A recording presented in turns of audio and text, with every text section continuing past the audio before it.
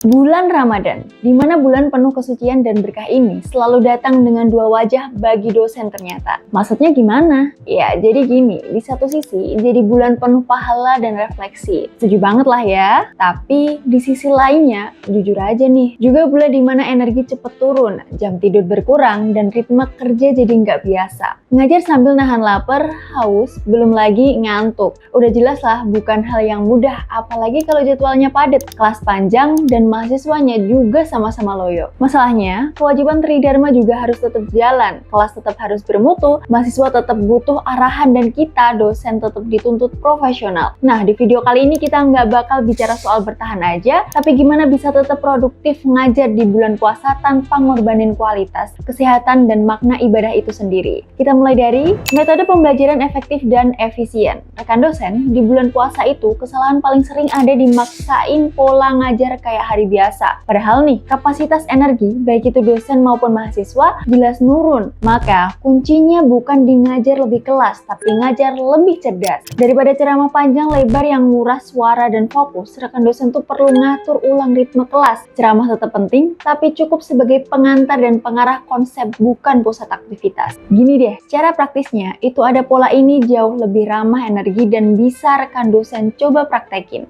Ceramah maksimal 20 menit untuk memberi kerangka konsep utama, dilanjut diskusi kelompok 40 menit karena posisinya mahasiswa juga cenderung lebih aktif waktu diskusi daripada cuma dengerin, lalu gunain active learning sederhana kayak think, pair, share, ini buat CPMK level C3 atau case study singkat buat C4. Kalau memungkinkan lagi nih, pendekatan blended learning jadi penyelamat. Mulai dari konseptual direkam sebelumnya, terus waktu kelas difokuskan ke diskusi, klarifikasi dan aplikasi. Dan hasilnya nih, rekan dosen tuh nggak kelelahan. Mahasiswa tetap terlibat dan capaian pembelajaran tetap tercapai. Ngomong-ngomong soal karir dosen, ternyata yang bikin capek itu bukan ngajarnya, ya nggak rekan dosen? Tapi administrasi dan kewajiban karirnya ya. Kita harus paham RPS, ngurus PKD, ngerti sistem sister, nyusun roadmap penelitian, sampai mikirin target publikasi ke jurnal Scopus atau Sinta. Dan jujur, banyak dari kita belajar itu semua sendiri, trial dan error. Nah, kalau rekan dosen ngerasa di posisi itu, coba deh cek e-course karir dosen dari duniadosen.com. Di sana ada kumpulan e-course khusus pengembangan karir dosen, mulai dari cara menyusun RPS yang rapi, memahami akun sister biar nggak bingung saat pelaporan, bikin roadmap penelitian jangka panjang, sampai strategi supaya risetmu bisa tembus publikasi bereputasi. Belajarnya fleksibel, bisa diakses kapan aja, dan materinya memang dibuat khusus untuk realita dosen di Indonesia dan ada sertifikat 10 JP sebagai bukti pelatihannya. Semua solusi memahami karir dosen ada di e-course karir dosen. Akses linknya di sini atau cek di deskripsi video ini ya. Siapa tahu ini bisa bantu kamu naik level lebih cepat sebagai dosen. Sederhanakan materi, tetap bermutu.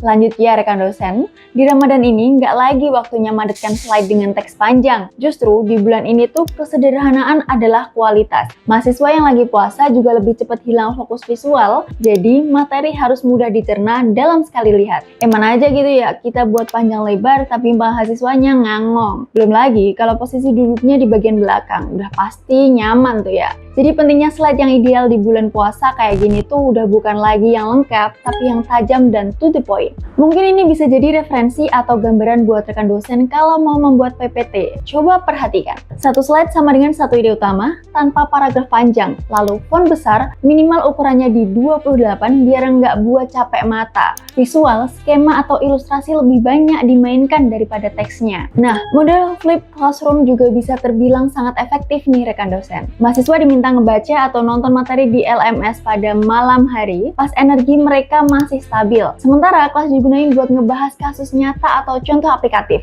Ini ngebuat diskusi lebih hidup tanpa harus ngulang teori dari nol. Kalau kampus mengizinkan durasi kuliah lebih pendek selama Ramadan, itu bukan nurunin mutu ya. Justru dengan situasi kayak gini, kuliah 75 menit yang fokus sering jauh lebih efektif daripada 100 menit yang bikin capek. Setuju kan rekan dosen? Persiapan mengajar maksimal di malam hari. Oke, salah satu rahasia rekan dosen biar tetap produktif waktu puasa adalah ngegeser energi ke waktu tepat. Untuk banyak rekan dosen, malah hari setelah tarawih atau sebelum sahur itu justru jadi waktu paling jernih buat mikir. Ya, hitungannya fresh dan bisa disambi nyemil biar ngasih asupan energi ke otak. Gunain waktu ini bukan cuma nyiapin slide, tapi ngerancang pengalaman belajar. Idealnya, setiap sesi kuliah udah punya peta yang jelas kayak gini contohnya. Tujuan pembelajaran yang spesifik, metode yang realistis buat kondisi puasa, asesmen yang sederhana tapi tapi terukur. Ngelakuin latihan 2 kali, ini biasanya cuma buat ngatur alur dan memperkirakan waktu. Ini jadi satu cara yang sangat ngebantu biar kelas berjalan rapi tanpa improvisasi yang bikin capek juga. Dan jangan lupain urusan administratif juga perlu diamankan sejak awal. Rekan dosen bisa buat checklist sederhana kayak gini.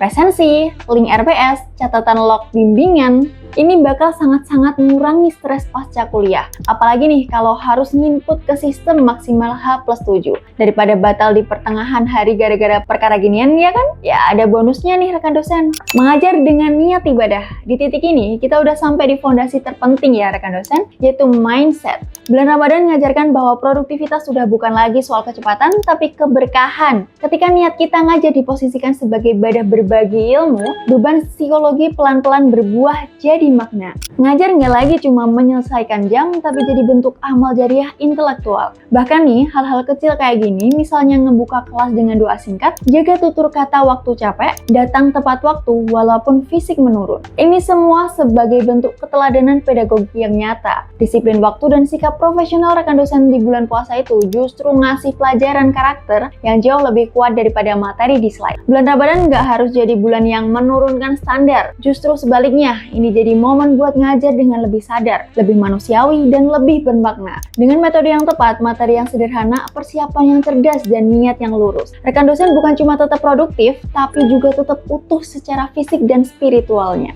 Kalau video ini bermanfaat, jangan lupa klik subscribe dan share ke rekan dosen lainnya. Like dan komen di bawah ini apa yang perlu kita klik lagi seputar karir dan akademik dosen. Sampai jumpa di video selanjutnya.